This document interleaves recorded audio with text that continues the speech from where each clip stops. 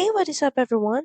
Hey, what is up, everyone? Welcome back to our YouTube channel. So, for today's video, I'm going to teach you how you can easily transfer funds between accounts on QuickBooks Online.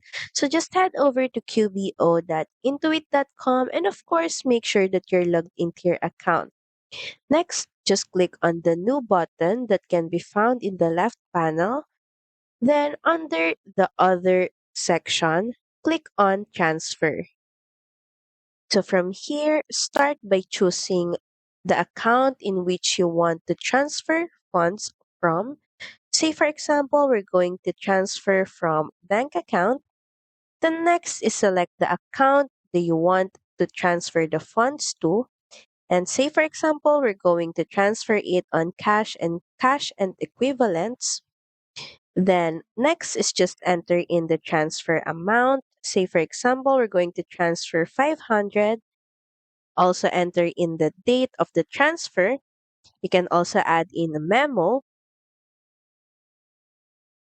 and attachments if you have. Then once done, you have a choice to save and new or save and close.